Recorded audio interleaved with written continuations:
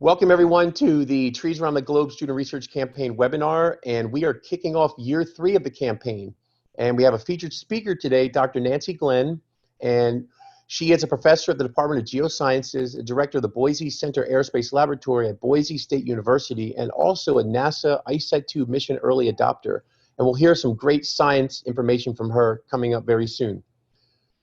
But I want to start this off by saying happy 2nd anniversary in orbit to ICESat-2. Those of you who are part of the campaign, you all know about ICESat-2, the Ice Cloud and Land Elevation Satellite 2. We launched September 15, 2018 from the Vandenberg Air Force Base in Lompoc, California. So it was launched at 6:02 a.m. Pacific time. So today we are celebrating 2 years in orbit.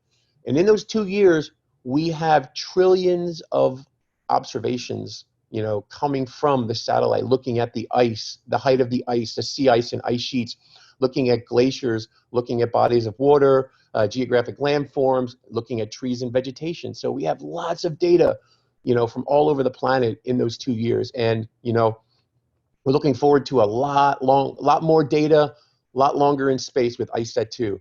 But I mention that because, as you know, ICESat-2 is part of this campaign because it can measure the height of tree canopies from space. It's super important to our campaign. Here's our core campaign team. Myself, Dorian Janney, Peter Nelson, Christopher Schumann, Peter Falcon, and we're all here on today's webinar because this is a really awesome one. This is actually the 25th webinar as part of the campaign. So kind of celebrating that 25th webinar with the first of year 3. And it's ICESat-2's 2nd anniversary in orbit today.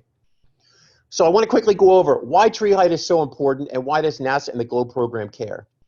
A couple things. Tree height is the most widely used indicator of an ecosystem's ability to grow trees.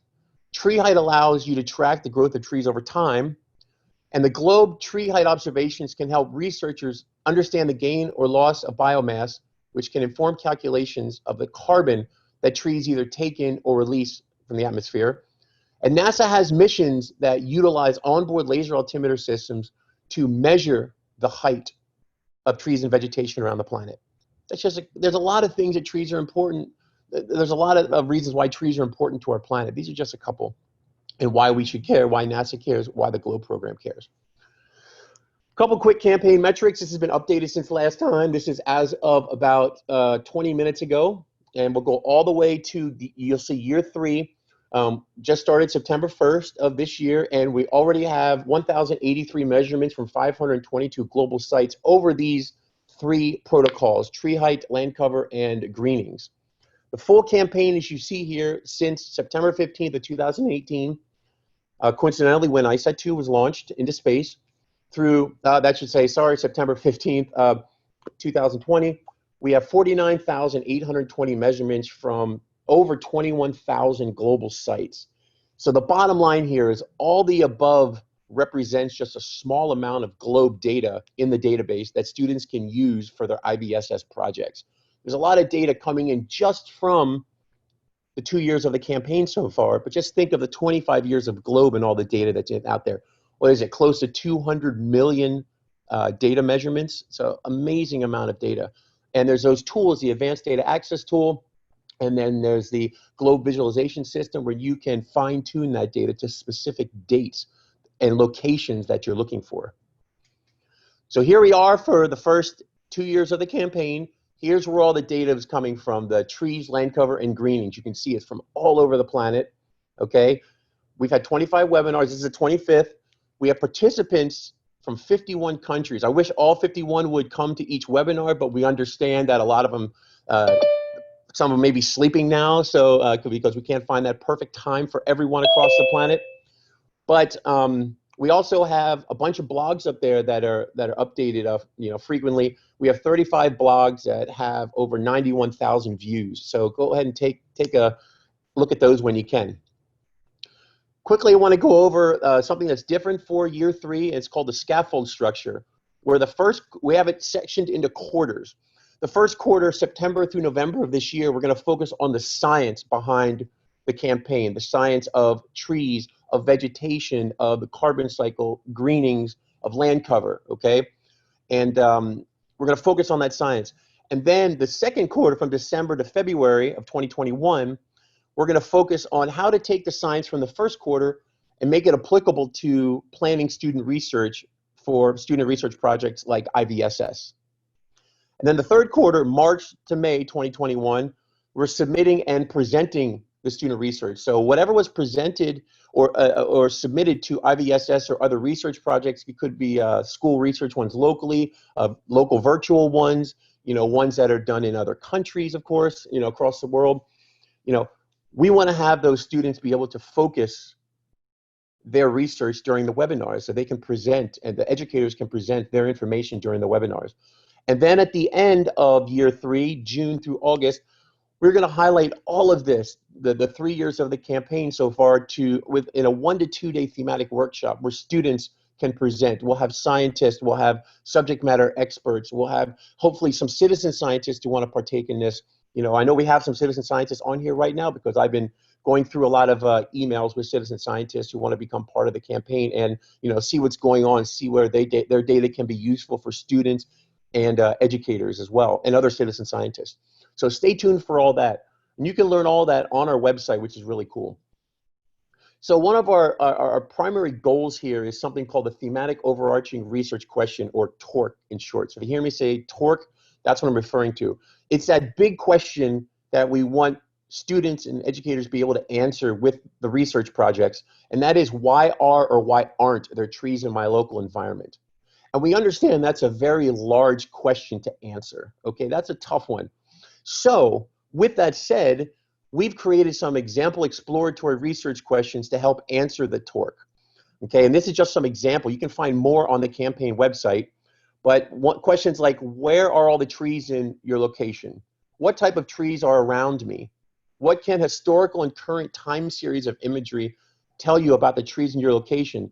So basically what this is when you explore answers to these questions, these smaller research questions, they can help you build an answer to this TORC question.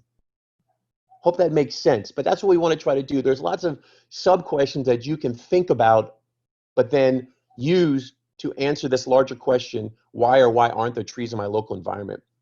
So the main protocols that are part of the campaign, we have tree height, land cover, greenings, which is green up and green down, and the carbon cycle. Carbon cycle isn't one that's done very often, but the carbon cycle is such a vital part of the observations and of our planet. Trees help regulate the carbon cycle. The carbon cycle is found within all of these, the tree height, land cover, and greenings protocols. So we wanted to keep it in there. Okay, and now take a look at it. There's links to it. You can do the e-trainings on the Globe website to learn all about how to do the different carbon cycle measurements and observations. So check that out. Now, this year we're doing really awesome collaborations with other Globe campaigns. For instance, and I know some folks are on here from the European Phenology campaign. We're going to be doing something focused with them with the green up, green down part of it. So basically, when the students are out taking green up, green down measurements as part of the European Phenology campaign, they should also go ahead and take a tree height observation.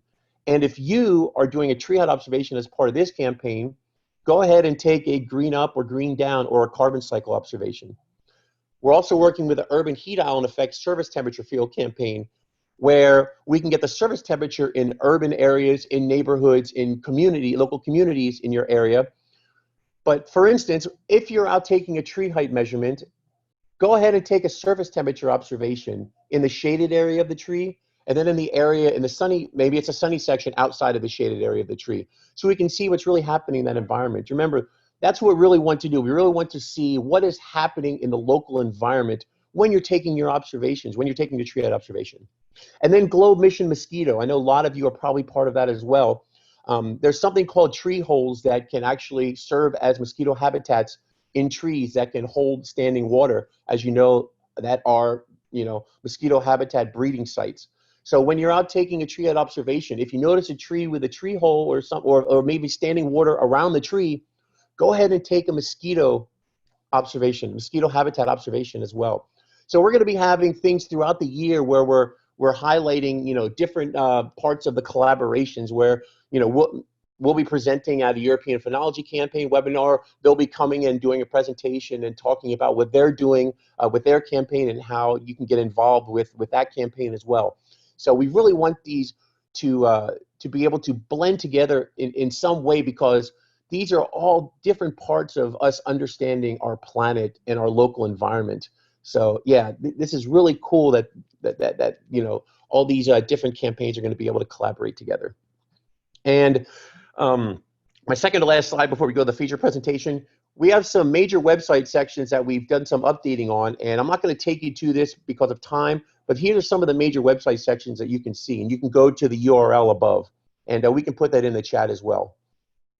And finally, we have an upcoming opportunity in just 2 days. There's a webinar called Globe Student Investigations with NASA, and it will be on Thursday, September 17th, from 2 o'clock to 3 o'clock p.m. Eastern Daylight Time, which is 6 p.m. to 7:30 p.m. UTC.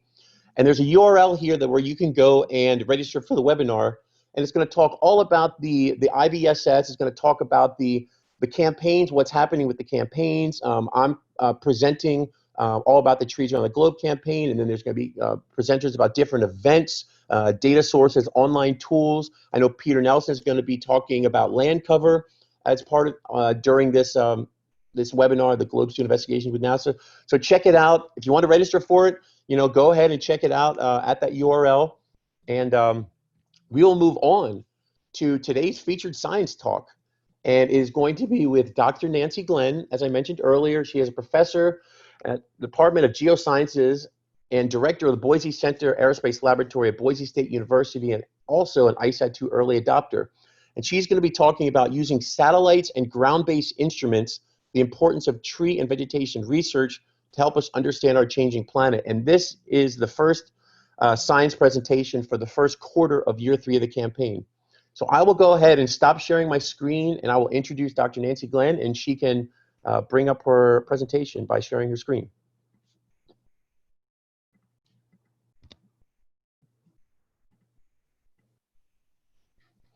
All right. Shall I share my screen now, Brian? Yep, go ahead. Perfect.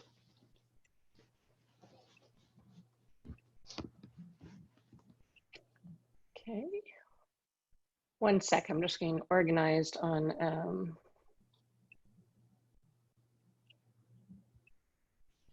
Okay. How does that look? Looks great. Okay.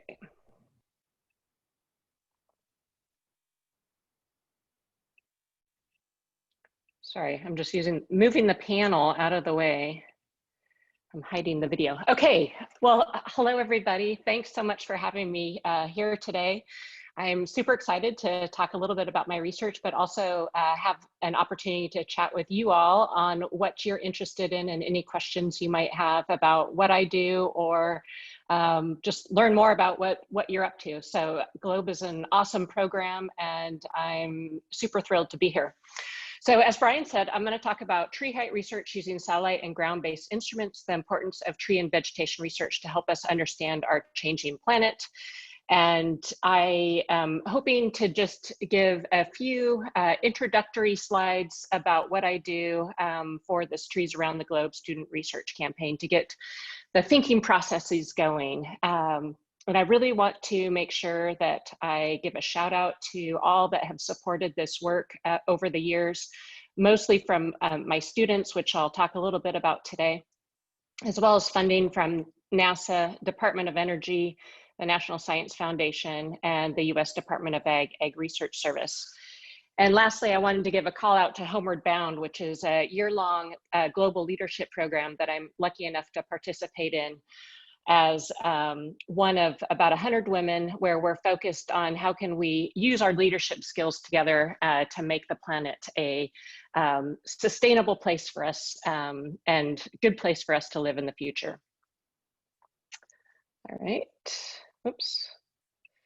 Okay, so a little bit about me. I live in the Western US now. I've been at the University in New South Wales in Sydney for the past year. So my 2 children, my husband, and I moved there to enjoy the ocean and learn about the research in Australia and have the opportunity to engage with students there.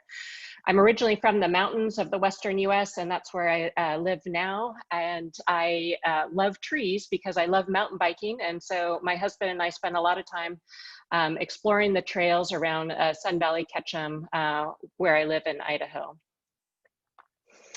So broadly, I have just a few slides here to get us thinking about why trees are important and some of the kind of broad level questions that I'm interested in.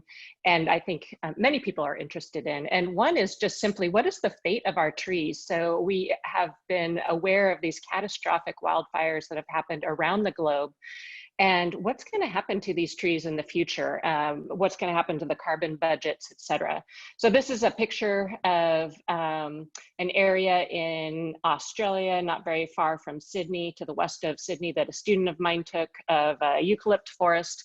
And then, of course, I was there during the 2018-2020 catastrophic wildfires, and this is what the area looked like after.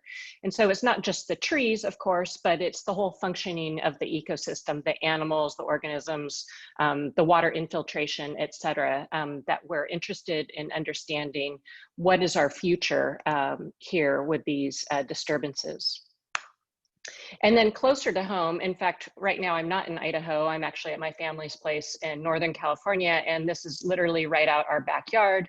The LNU fire complex occurred just a couple weeks ago, and these fairly pristine oaks were basically burned by the LNU fire. And so one of the questions that we're really interested in is how much carbon was lost with the burning of these trees.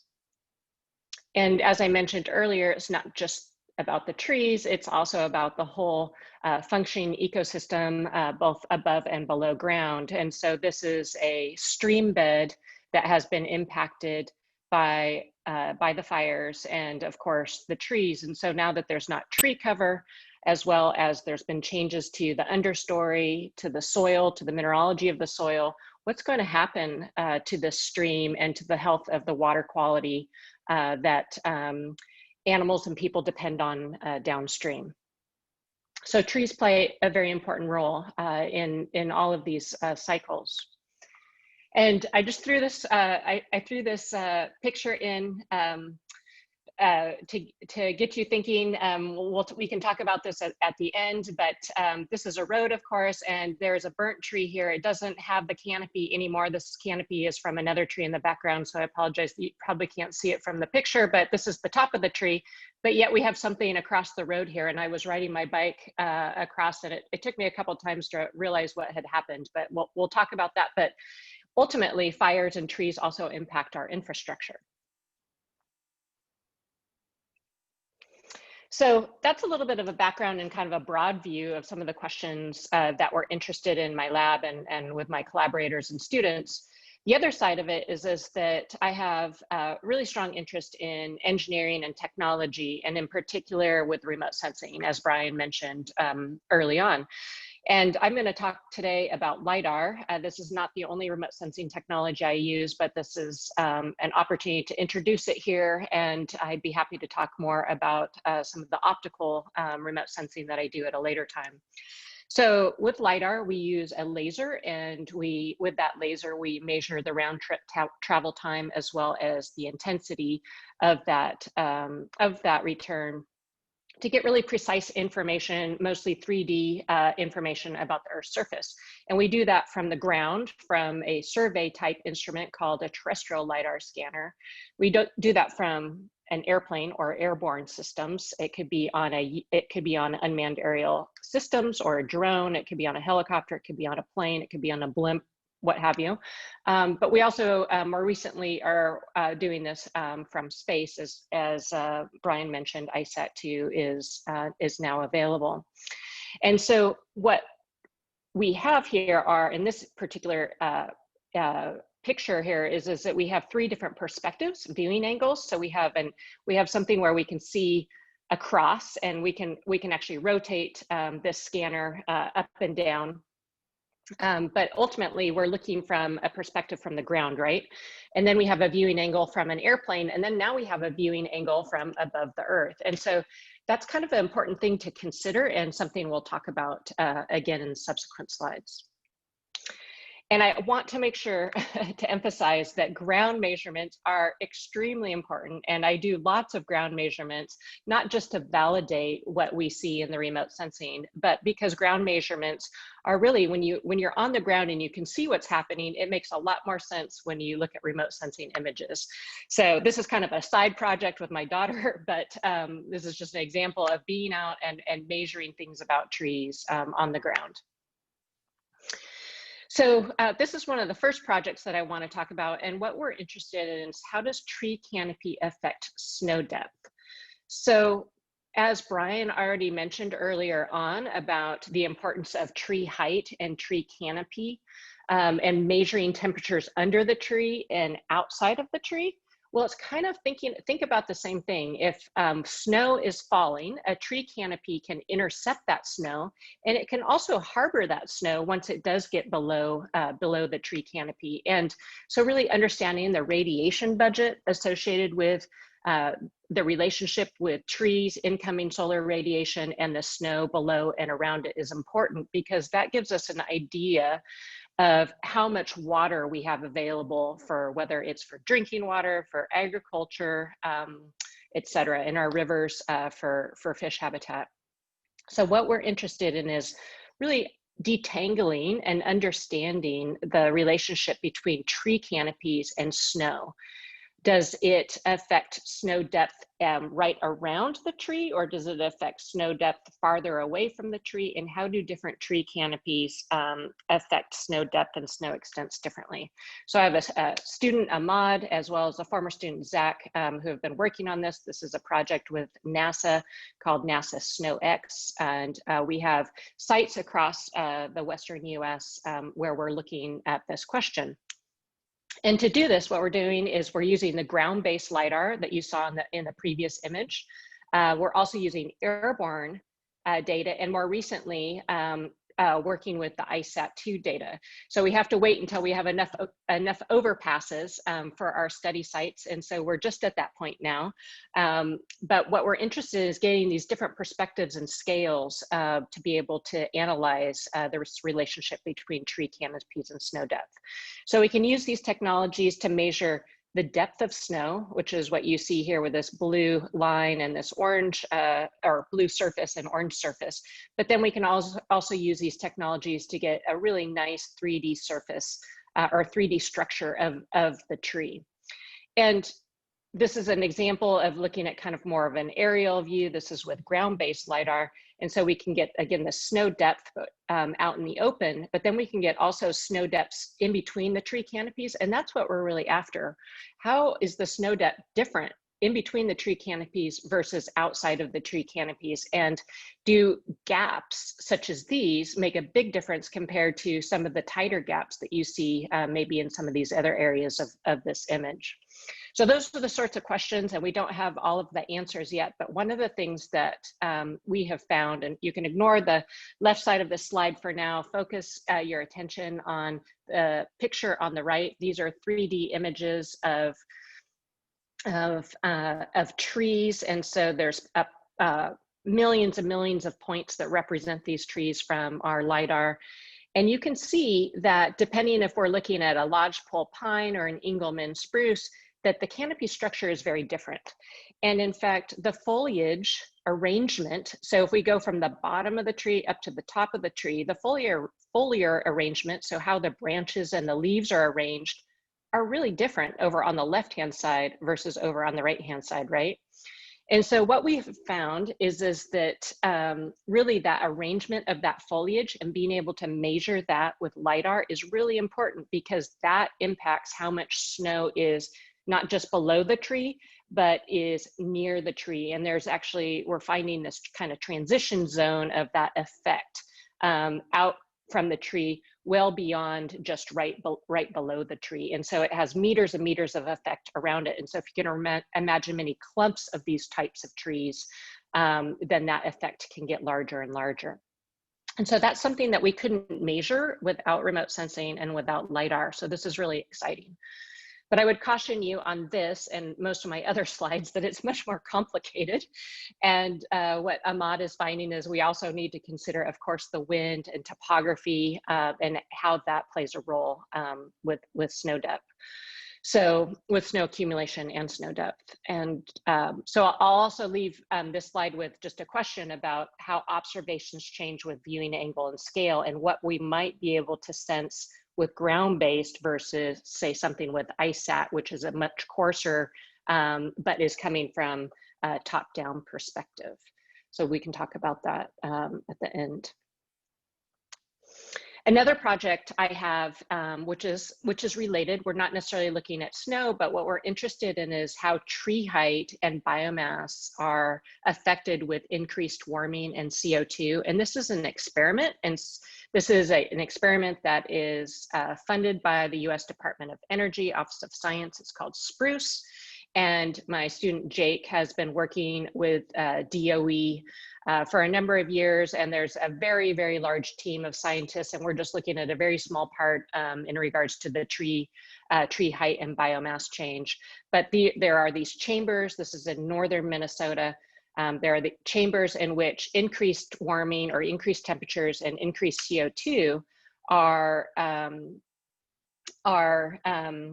put into these chambers, and then we measure how the trees are changing and how the vegetation is changing over time. And so we have a number of years of data of this, and this is a much longer term experiment, so we're really excited to see how this unfolds over time.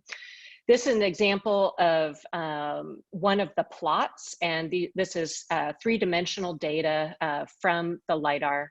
And again, we are measuring these trees at really precise levels at the individual needle branch, but also the bole or the trunk and the height of the tree to understand how these trees are changing over time.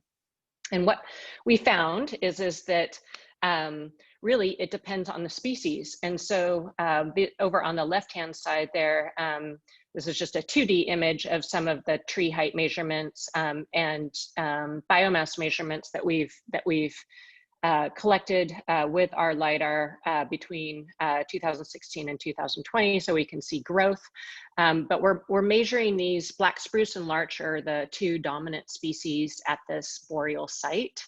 And what we have found is that the larch has really responded positively to these increased temperature, but the black spruce hasn't responded as much as the larch, and that response changes over, has kind of been leveling off over time. Our findings are still very preliminary because we only have 3 or 4 years worth of data since the heaters and the CO2 was turned on in these chambers. So there's really, I caution interpreting too much from this, but what I really want you to understand is that really these findings are that it depends on the species. So we can't apply a blanket. If we have warming or we have increased CO2, we're just going to have larger trees. That's not necessarily the case, and it's much more complicated than that. There's nutrients involved. There's water tables. This is in a boreal peatland environment, so it's not nutrient rich. But water table plays a huge role here. And so how does that warming change water levels? And that also has a role on how these trees respond. And so it's really the whole ecosystem. And that's why there's lots and lots of scientists that are looking at the root zone. They're looking at atmosphere exchanges, et cetera. And, you know, our part is on this tree height. So it's really important to look at the whole picture, and that's what we're working on. I also throw out a question for you is that while we may have found these observations in this experiment, how might having a chamber and pumping in CO2 and increased temperatures, how might that be different than, say, in a natural setting where we are having increased warming or increased CO2? So thinking about how our experiment might also be influencing our observations is something that's really important to do. So the last project I'm going to talk about is how do fires affect functional diversity in trees and shrubs? And this is a student of mine, Nayani, who has been working on this for quite some time with LiDAR data. And what she's really interested in is looking at these ecotones. So from a shrub grassland to kind of upper elevation shrubs to tree sites in a site in Idaho called the Reynolds Creek Experimental Watershed. And what she's really interested in is how can we utilize LiDAR to better understand the function of the ecosystem? And so you can think of functional diversity as kind of like biodiversity, but how is the ecosystem functioning as a whole? And so if we have these catastrophic fires, like I talked about at the beginning, how does that change the functional diversity across the landscape in these different ecosystems? And what she was really interested in is using both airborne LiDAR data with what's called full waveform LiDAR, and I'll talk about that, as well as spaceborne LiDAR, because not just is there ICESat-2 up there, but we also have JEDI now available, which is on the International Space Station. And this is out of the Goddard Space Flight Center.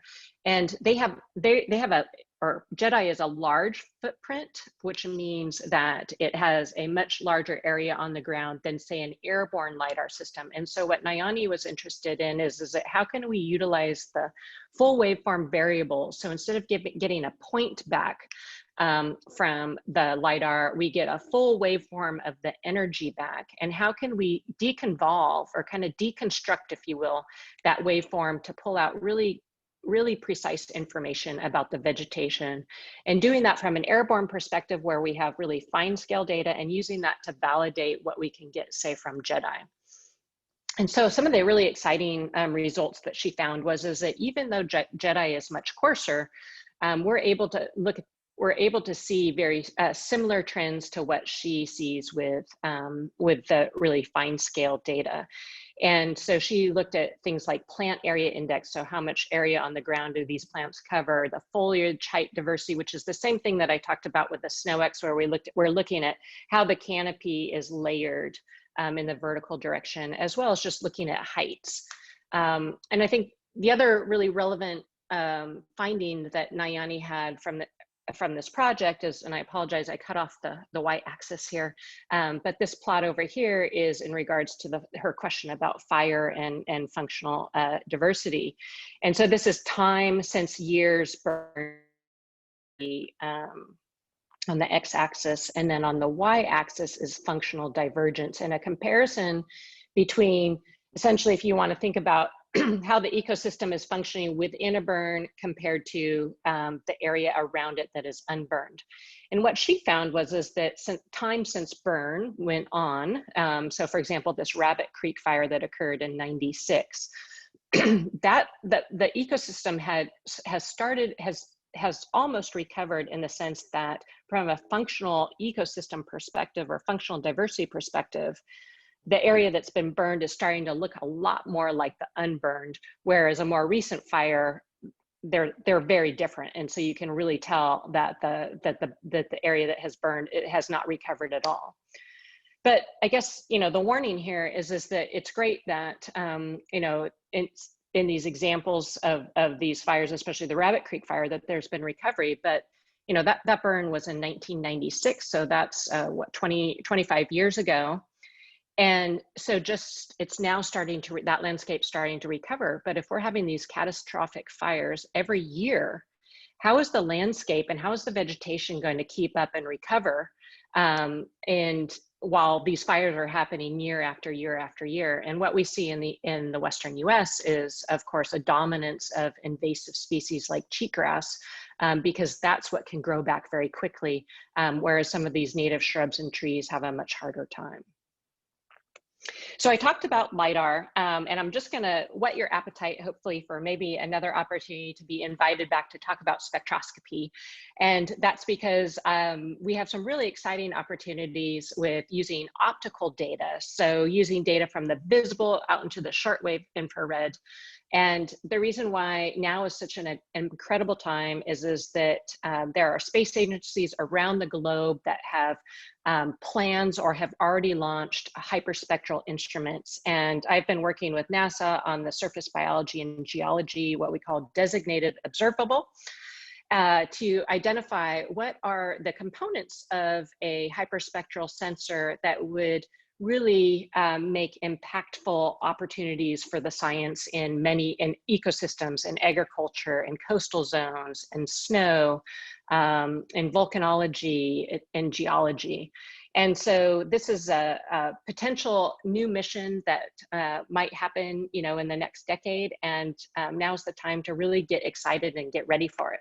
And so to be ready for it, I have a student that has been working, and he's now my lab manager, Josh, who's been working at using optical information instead of just the LIDAR, using the LIDAR for the structure, but using the optical information to look at community complexity across the landscape. So instead of just one type of tree or one type of shrub, how do these communities interplay and intermix? And it's really important to understand, especially in areas that are transitioning, that have been disturbed from fire, that may become more monotone or become more like an annual plant species instead of a perennial plant species, to identify those areas or those communities for restoration purposes. And we're going to be able to do this to a phenomenal degree with a satellite-based spectroscopy mission, such as the SBG that I talked about in the previous slide.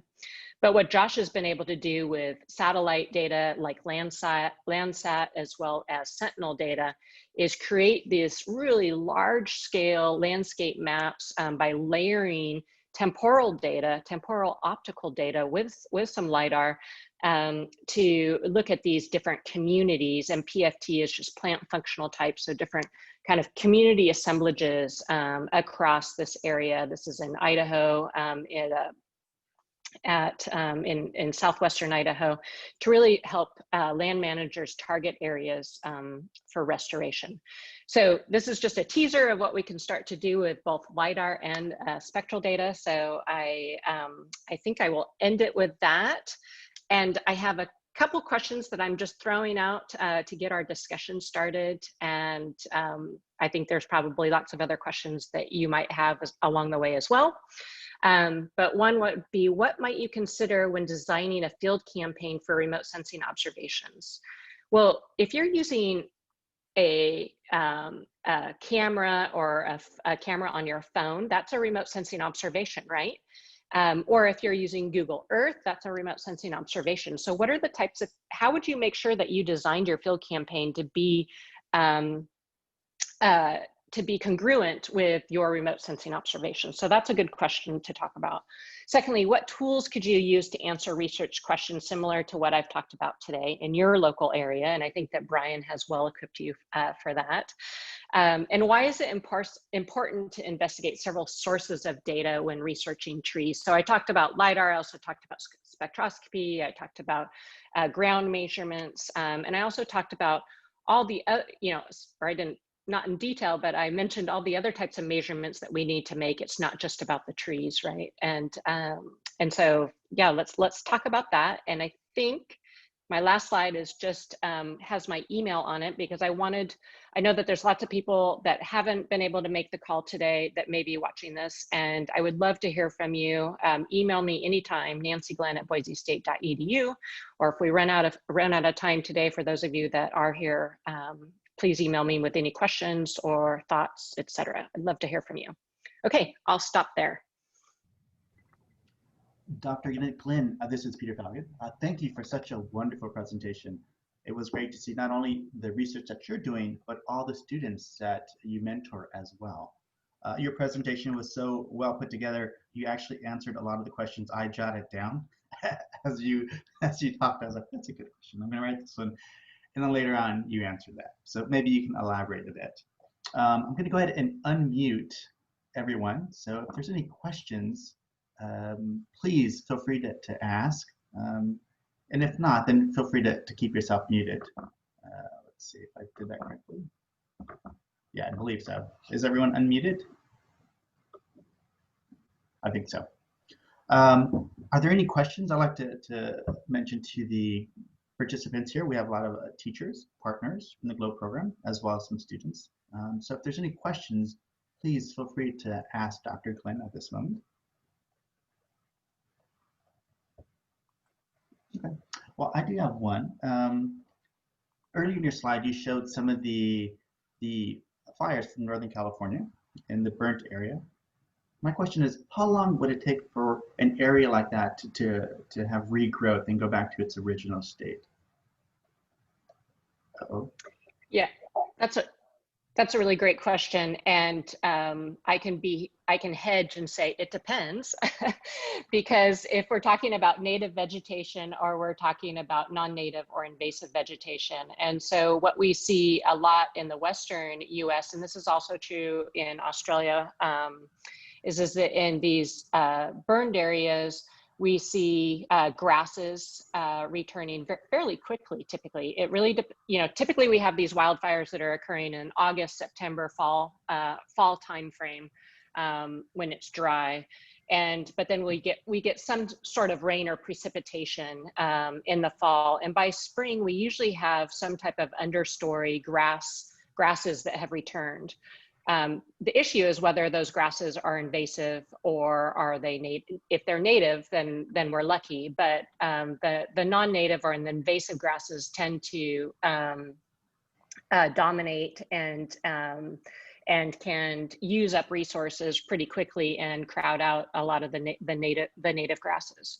In regards to the trees, the trees take much longer to regenerate, and so some of the oak trees that you saw in the pictures could take 10, 30 years, 50 years, even longer. And the example that I gave from Idaho in terms of the fire that Nayani, my student Nayani, has been working on, it takes even a sagebrush shrub, it takes 25, 30 years for it to return. And so if you think about our fire return interval happening at a much more frequent rate than the opportunity for trees and native shrubs and native grasses to regrow, then that's where a lot of our concern comes from. Thank you. We do have a question from one of our participants, from Benner. They asked, or she asked, is there a reference source of the tree types that can sequester carbon most efficiently other than sheer size? That is an awesome question, and I'm not sure that I have a great answer in terms of a reference source right here, right now, but I have some ideas of where we can look for those, and so I'd be happy if you want to shoot me an email. I'd be happy to point you to those resources. And this goes back to the previous question about the regrowth. Is that some of those non-native grasses like cheatgrass that happens in the Western US, sequester carbon differently than a lot of the native grasses. And that's also true for trees, shrubs, et cetera. And so it's really important to work on and look at that cycling at an individual species level to be able to understand. Thank you. Another question, you may have addressed this earlier, but what are some of the benefits of having both an airborne and satellite coverage for your research? Yeah, that's also an excellent question. And, as someone that loves data and loves remote sensing, I want it all, right? And I guess we all want it all. But so some of the great things about satellite observations are that typically there are more freely available resources in terms of satellite observations because they are put up by government. So for example, NASA's observations are freely available. So one, that it's free. Two, that there's a consistent consistent data quality and data collection. That's really important. So if you're interested in looking at temporal change of vegetation, pre-fire, post-fire, then you know what you're going to get, because you know you can depend on recurring data collections. Of course, we have clouds and things like that to deal with. And then we also have really large synoptic scale observations from those sensors. And that's really important. Instead of looking at my individual tree, it's really important to look at my individual tree in this larger landscape and what's happening. And so those are some of the really great things about the satellite observations. The airborne observations are always also really great, because you typically can get a finer spatial scale, and you can often get the data, you know, if you're paying for the data collection, or maybe you have a UAV and you're collecting it yourself, you may have a little bit more control on the timing of when it's collected. And so I think really the advantage here is that we can get this really kind of fine scale observations from the airborne data that is kind of a in between our field measurements that we make on the ground to the airborne to the satellite. And so that airborne data can help us, we can validate our ground-based data with the airborne data, and the airborne data can help us validate the satellite data. And so really it's that multi-scale approach, which tends to be quite important. Thank you. Okay. Another question from Valerie is, let's see, she writes, are there any cool things you are seeing with ICESat-2 right now? Well, one of the really cool things about ICESat-2 is that, you know, there are these detection thresholds of being able to quantify vegetation height. So because there's some air in the measurements from space, we thought that we wouldn't be able to measure some of the shrubs or some of the lower height vegetation that we have in our study area. And some of the preliminary data that we've been looking at, both at Grand Mesa, as well, Grand Mesa, Colorado, where our SNOX site is, as well as in Idaho, is that it looks like we can look at some of those, or that we can see some of those lower tree heights that we weren't able to see. So that's one really cool thing. Another cool thing is that again, this going back to the Grand Mesa SNOX site is that some of the initial observations that we're seeing seem to line up pretty well with what we're seeing with our ground-based LiDAR at our study site. So we're really at the very early stages of this, but I think there's some real promise to look at kind of vertical heterogeneity. Thank you. We have another question from Peter Nelson, a fellow scientist. He asks, have you ever used globe data in your research? And if not, what can students and citizen scientists do to make their globe data collection useful to your research? Yeah, so I have not used globe data in my research, but I had this past, I guess, spring, I had a couple conversations with Brian about how we could use the tree height measurements for some of our biomass work, both in Idaho as well as in Grand Mesa in Colorado. And so I've been super excited, and I've started to follow a little bit more where the collections are being made. And then when I was in Australia, I also was reaching out to actually the city of Sydney, because they were having a tree campaign going on. And so we talked about making sure that tree height was measured. So I do plan on utilizing the globe data for validation of the measurements that we are going to be getting from ICESat and JEDI in combination with the airborne data that we have. And the really important things for us are of course the height, but also the density. So how many trees are around that tree that you're measuring, that's something that's important for us, because when we try to discern the canopy. We want to know if there's kind of like overlapping canopies. Are these trees all kind of packed together? So if you can make observations, not just on an individual tree, but making observations of the surrounding area, that is very helpful. Another really helpful thing is whether there's understory. So sometimes we get things mixed up. So if there's a tree and then you have some understory shrubs and grasses, from our remote sensing, we might think that's a tree with another tree right next to it that's a small tree, but it's actually shrubs and grasses, or that it might be a part of the tree.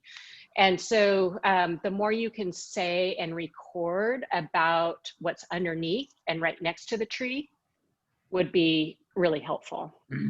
And I could go on and on and on, but I suspect that you don't want to keep collecting data for me. But yeah, there's lots. Thank you so much. I do have another question. As you know, with the GLOBE program, we're in 122 different countries. We have students from different ages, from elementary, middle school to high school. And when a few of us travel to different countries, we often get the same response. They love what we're doing, but they feel that, you know, maybe it's not for them, or maybe these universities, these science institutes, NASA, they don't hire or work with people from other agencies outside the US. Do you work with people from a broad range of backgrounds and countries? Absolutely. So I would like to say that we need everybody in this effort to make measurements around the world and to think about how we can make our planet sustainable. Everybody has a part in that, whether it's measuring a local shrub or whether it's making really large scale synoptic measurements from remote sensing. And to do that, we need to work across agencies, across educational systems, with the private sector, with NGOs. And so I have had students that have come from all of those different sectors, have come back to school and have gone back out, or have gone through school straight to working on some of these projects and then are now working for some of those agencies. And you know, whether they're in the US or in other places around the globe, all of them are important. I, in particular, work a lot with Australia because, of course, I have spent some time there, but really having folks at, and it's not just scientists, right? Having policy, people that understand the importance of trees in policy. So I mentioned Sydney was doing a tree campaign and trying to green up the city. And so, you know, all of this sort of things, we have to all work together to be able to really make our planet sustainable. And there's so many different roles for people to play. And I'm happy to get more specific, but absolutely. Thank you, thank you. We have a question from one of our scientists, Chris. he raised his hand like he's in school still. I appreciate that. Go ahead, Chris.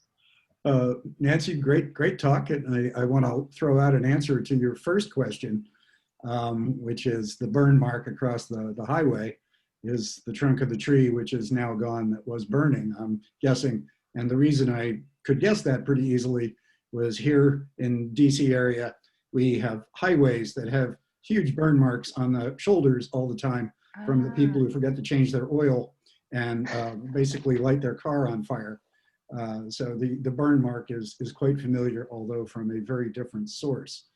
For Minnesota, the field experiment looks fabulous. One fun question is, how have the ground squirrels adapted to these nice warm conditions out of the wind that you've developed for them? Because I'm sure they're adaptable that way.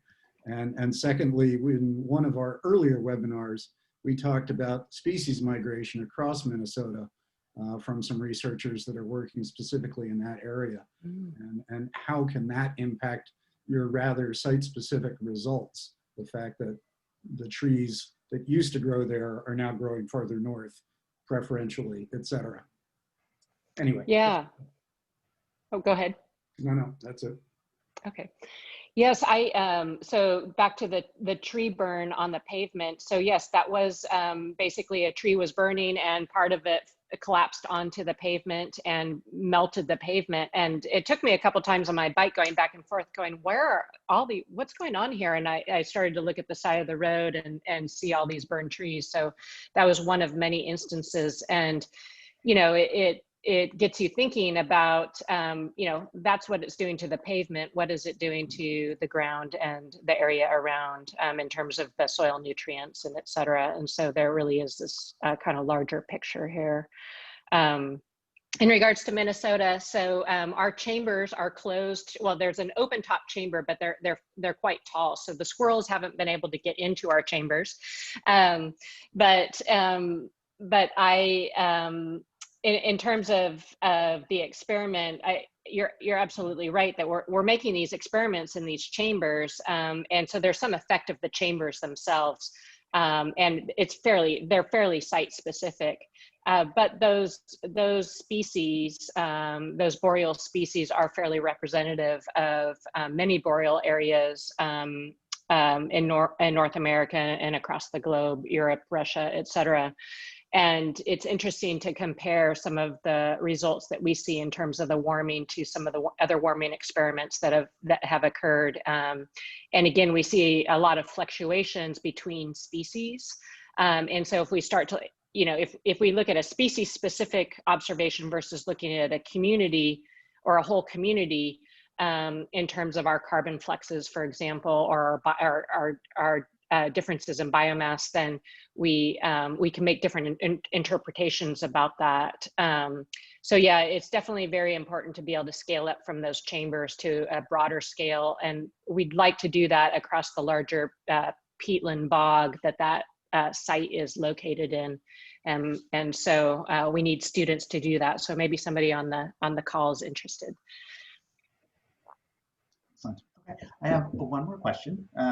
This is from Happy Roots Ashley, and she asks, what are your thoughts on the current Western U.S. wildfires? It has been reported that some have been set accidentally and others intentionally. But do you believe that there is a significant increase due to climate change? So my thoughts on the wildfires being that I'm right in the middle of it, and I also have I grew up in California, and all of the places that I lived in California are currently on fire. And I certainly see there is a huge increase in the frequency and the severity of these fires than when I was a child living here in California. And you know, we're seeing changes in vapor pressure, we're seeing changes in air temperature, we're seeing changes in soil moisture, we're seeing changes in accumulated litter. And so certainly we are making those observations on the ground, but also from remote sensing. And it's devastating to see what's happening. I've been next to the LNU fire, which is now contained, and the devastation of people losing homes and not just the natural environment. So really thinking about how we can better prepare, because it's probably not going to change drastically, but how can we prepare for the future for the safety of people, animals, as well as preservation of the environment, and how can we restore some of these areas?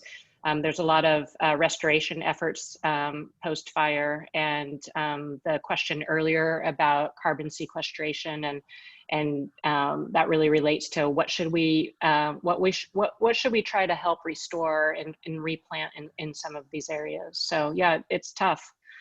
It's hard to see. Thank you. I lied. We actually have one more question from my colleague. Okay. Dorian, if you can unmute and feel free to ask your question.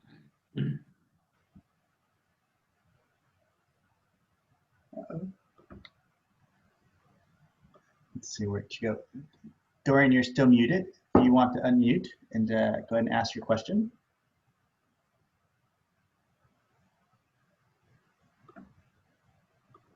Oh no, I guess we lost it. guess she, or unless you want to type it into the comments, Dorian, I can go ahead and ask it for you. I don't see any dots happening. Okay, well, with that, I'd like to turn over to Brian. But before I do, I just want to remind everyone that if you have become a Dr. Glenn groupie, you just need more Dr. Glenn. We actually have an interview with her. Brian interviewed her earlier. So we have that on our website as well. So feel free to go to our website and check out more from Dr. Glenn and from Brian Campbell. So Brian, I'm going to go ahead and turn it over to you for any closing remarks you may have. Thank you, Peter. So yeah, I'm going to quickly bring up just this last slide because I want to highlight again, this is a slide that Dr. Glenn showed. I'm gonna go do this one here. And I just want to, I'm just gonna keep it like this here. All right, yep. So these are questions, and you should be able to see this. This is a question, for you. These questions for you from Dr. Glenn. These are ones that I want you to think about with your students as well. What might you consider when designing a field campaign? Oh, sorry, some of the things like some of the wording got cut off for remote sensing observations. So these are some bunch of questions that Dr. Glenn was focusing on during her presentation and wanted to bring to you, after the fact. Yeah, not sure why that. We'll highlight that. There we go.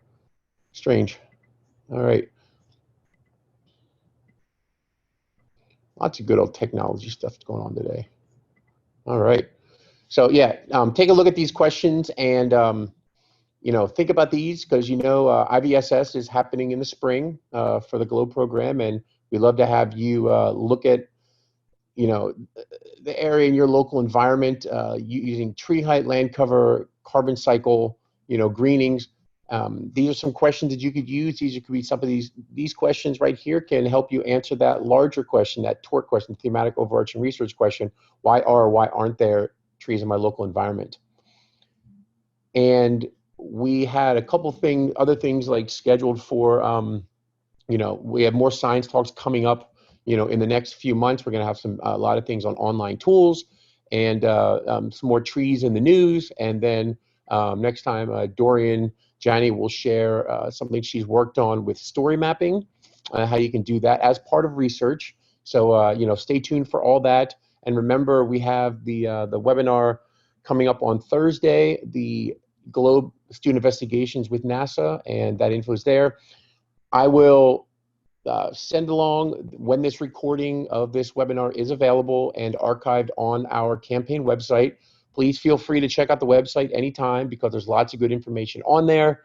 Lots of updated sections about, simply how to become part of the campaign or how to tell people how to become part of the campaign. Looking at the science, starting the student research, the tools you can use for student research, activities to help students and educators understand the content better. So all that is up there on our website. So please feel free to check all that out. I'm going to stop sharing my screen now. And if there are any other questions, please feel free to put them in the chat or unmute yourself and ask them right now. I'll wait about a minute, and if I don't hear anything, then we will stop recording and adjourn until next time. Thanks for shepherding us, Brian. Yep, and lots of strange technology things going on right now. Oh, We've noticed area there's so much bandwidth being used everywhere too. That's just Microsoft messing with you. Yeah, messing with me 365. And thanks for handling the questions, Peter. It's easy when she has all the answers. Yeah. Thank you so much, Dr. Glenn, for the amazing presentation. And, we heard your potential for a future invite talking more about the great stuff you're doing. So we'll definitely, call you for that. Sounds great. It was great to see you all. Thanks a lot. It was fun.